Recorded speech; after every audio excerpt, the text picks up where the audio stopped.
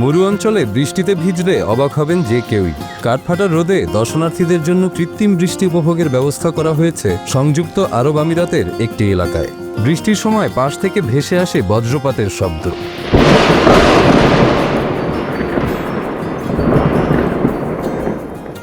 বৃষ্টির মধ্যে শিশুরা খেলছে, দম্পতিরা হাঁটছে, অনেক মানুষজন রঙিন ছাতার নিচে তাদের সময় উপভোগ করছে।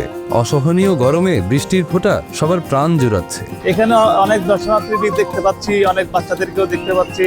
তারা এসেছে, কেউ কেউ ছাতা নিয়ে এসেছে, বৃষ্টি উপভোগ করতেছে। আর কম বেশি সবাই কেউ ভিডিও করা নিয়ে ব্যস্ত, কেউ ছবি তোলা নিয়ে ব্যস্ত। তো সেদিক থেকে আমারও ভালো লাগতেছে এই অবেলায় মরুভূমিতে বৃষ্টি। নিজেও বৃষ্টি অনেক পছন্দ করি, আমি খুবই বৃষ্টি প্রিয় মানুষ। খুব ন্যাচারাল একটা পরিবেশ পাচ্ছি আমি।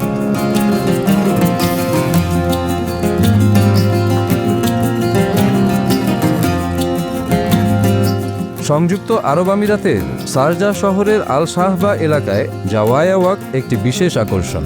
জাওয়ায়া ওয়াক নামের শপিং মল এলাকা শারজাহকে সাংস্কৃতিক নগর হিসেবে পরিচিতি এনে দিয়েছে।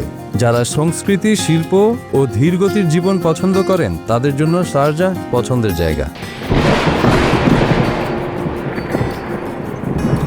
গ্রীষ্মের প্রচণ্ড গরমে দর্শনার্থীদের ঠান্ডা রাখতে জাওয়ায়া ওয়াকে বিনামূল্যে কৃত্রিম বৃষ্টিপাত ঘটানো হয়। প্রতি ঘন্টায় 5 মিনিট করে এই বৃষ্টিপাত স্থায়ী হয়।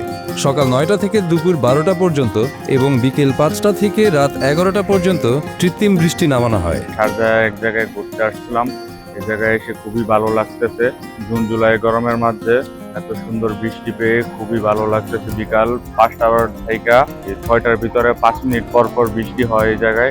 অনেক মানুষ ঘুরতে আসে, আরবি, বাংলাদেশি, অনেক নানান রকমের মানুষ এই জায়গায় আসে ঘুরতে। এই জায়গায় ঘুরতে এসে খুবই ভালো লাগতেছে। মরু শহরে তীব্র গরমে কৃত্রিম বৃষ্টিপাত দর্শনার্থীদের জন্য খুবই স্বস্তির।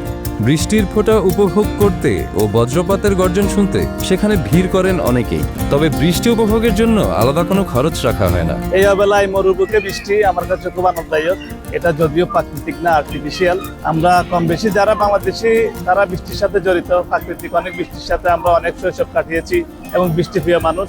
সেই হিসাবে শারজাহর মতো একটা জায়গায় এরকম একটা বৃষ্টি হচ্ছে এবং গর্জন হচ্ছে, শুনতে পাচ্ছেন। সব মিলিয়ে খুবই ভালো লাগতেছে। এই স্থানটি কেবল বৃষ্টির জন্যই নয়, বরং বিভিন্ন দোকান, রেস্তোরাঁ এবং ক্যাফের জন্যও স্থানীয় বাসিন্দা ও দর্শনার্থীদের কাছে জনপ্রিয় এক আড্ডার স্থান।